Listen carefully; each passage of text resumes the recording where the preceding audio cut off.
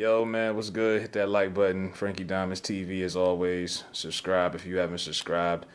So, I'm just going to address the elephant in the room. So, if you see, all 50 states have done protests since George Floyd's murder.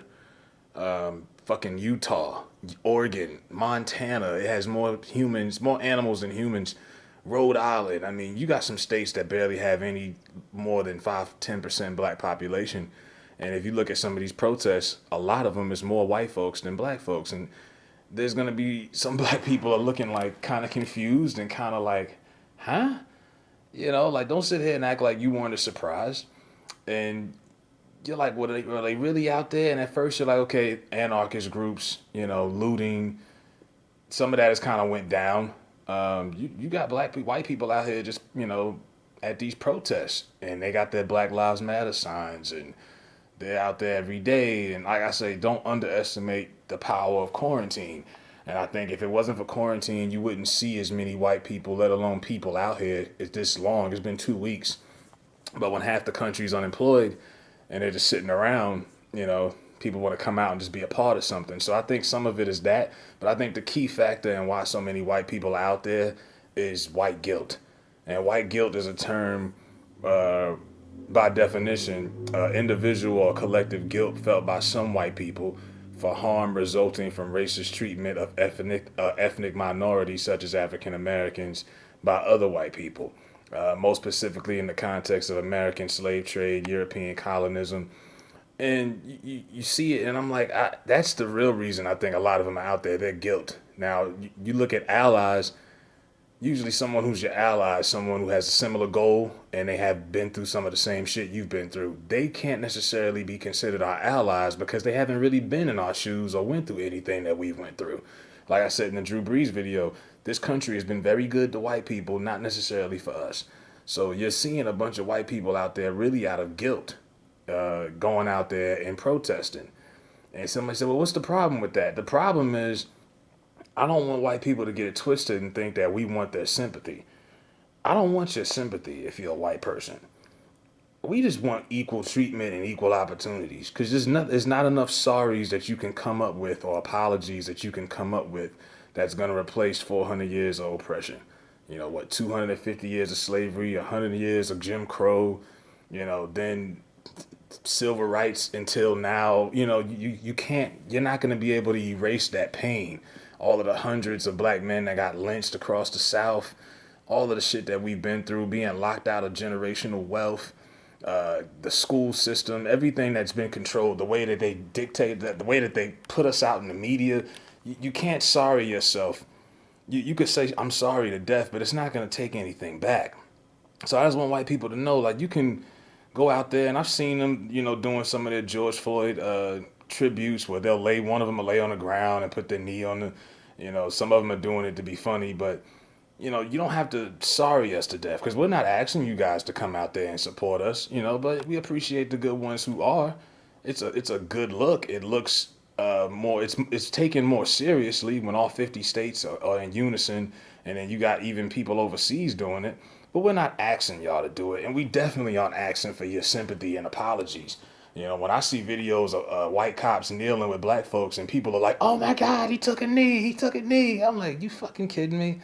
Is this where we at? We got a long way to go if y'all niggas is excited about a cop taking a knee. A cop took a knee and then the next day he pushed some old man and cracked his fucking skull in Buffalo. You know what I mean? Like, let's not get off the topic of the objective here. We're trying to get justice for this man's murder, and we just want equal opportunities and equal rights, and that's all we ever wanted. I don't want sympathy from white America, but that's what it seems like. White guilt is the reason why I think majority of white Americans are out there because they can't relate to what we're going through. And it's a video where this white girl was arguing with her parents, and she's got to be in her early mid 20s. She's a millennial, well, Gen Z, whatever, and her parents are probably like, Jim Crow, civil rights era. That was that was where they grew up at. And her father's like, I'm in the ghetto. I work in the ghetto.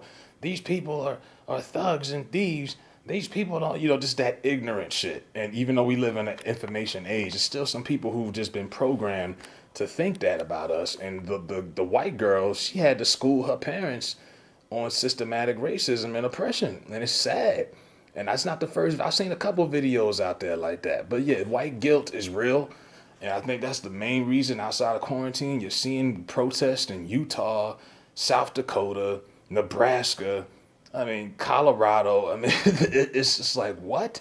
And I'm like, well, where the fuck was y'all at when Eric Gardner got choked out? And Mike Brown got killed, and Trayvon Martin and Tamir Rice, and I think this one just pushed it to the edge. I think because everyone was just sitting on their ass at home and had a lot of time on their hands. And like I say, white guilt is real, but you don't have to do all this unnecessary shit because then it makes us feel uncomfortable. It's almost like when you lose a loved one, after about the second or third day of mourning, you get tired. You almost snap when someone says, I'm sorry for your loss. You've heard that I'm sorry for your loss so much. You're like, okay, yeah, please shut the fuck up. Don't smother us with your apologies. Come out there, be supportive. Let's fight for this cause, and let's just get it over with. Like I say, do I think we need white people? Not necessarily. Am I saying we want them to come out there? No. I mean, ideally, I would love for it to just be an all black protest because we're the people who are fighting for a cause that's going to affect us if it gets to that point.